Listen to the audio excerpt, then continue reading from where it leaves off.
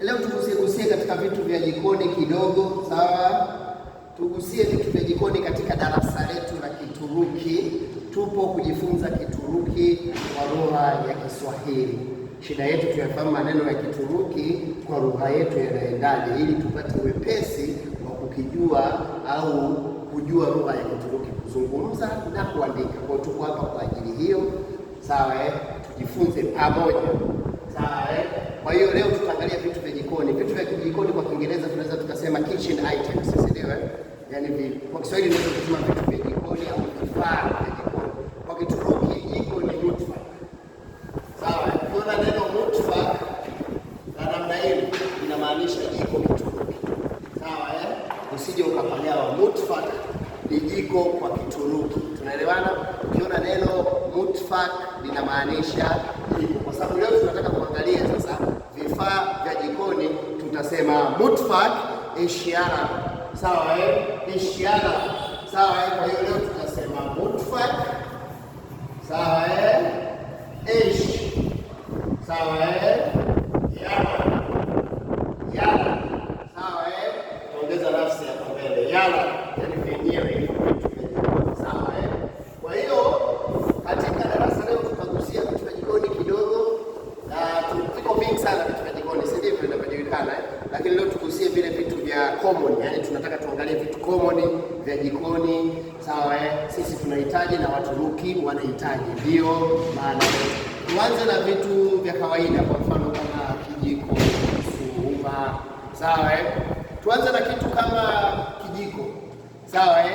Tuanze na kitu kama kijiko au tuanze na kitu kama uma, sawa? Kijiko kwa Kituruki inaitwa kaşık, sawa? Ukiona neno kaşık ujue ni kijiko, spoon kwa Kiingereza, sawa? Kwa Kiswahili ni kijiko, kile kijiko ambacho tunatumia kufanyaje? Kulia chakula. Kwa Kituruki kinaitwa kaşık. Kaşık ni kijiko. Pia kuna uma. Uma kwa Kituruki unaitwa çanta, sawa? Kwa Kituruki uma unaitwa çanta. Ukiona hivi ujue ni uma. Kwa Kiingereza ni fork, Uma tunaolia sisi, tunapenda kusema kulia chips, yani uma maarufu kwa kulia chips kwa kwetu Waswahili, si ndio? Alafu pia tuna kisu. Kisu kwa Kituruki inaitwa bıçak, sawa? Unapoona neno limeandikwa bıçak ujue hilo linamaanisha kisu, sawa? Linamaanisha kisu. Kisu hichi cha kukata hichi sisi tunaita kisu, Waingereza wanaita knife, Waturuki wanaita bıçak.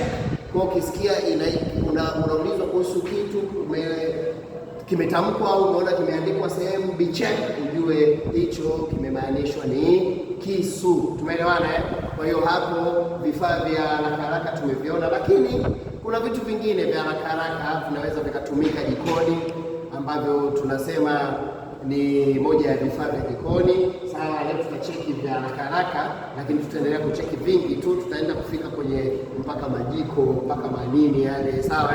Kwa hiyo baada ya hapo tutaangalia kitu kinaitwa bardak.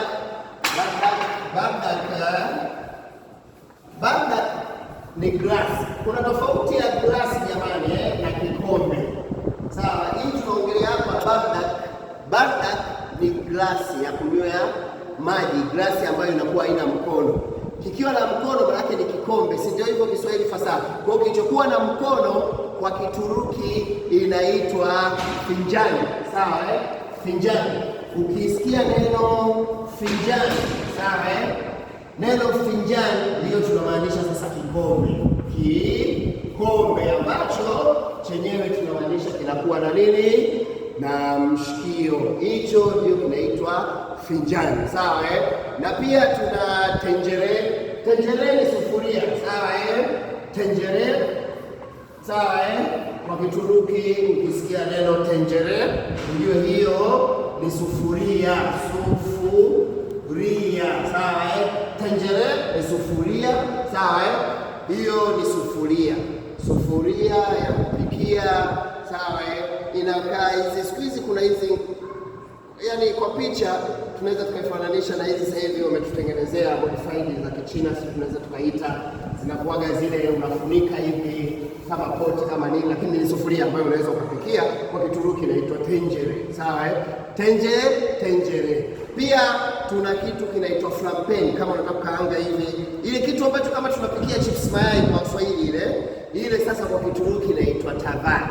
Sawa, au tava au tava ndio tunaita flampen, si ndio Sisi tunaita flampen. Kwa Kiswahili sijui itakuwa inaitaje hivi, kikaangio labda tuseme kikaangio, kwa sababu sisi ni Waswahili, ila inaweza ikatafsirika sijui vipi tena, lakini kama unakaangia ile chips mayai ile inakuwa flampen. Sasa sijui Kiswahili chake ndio, lakini sisi tunaita kikaangio.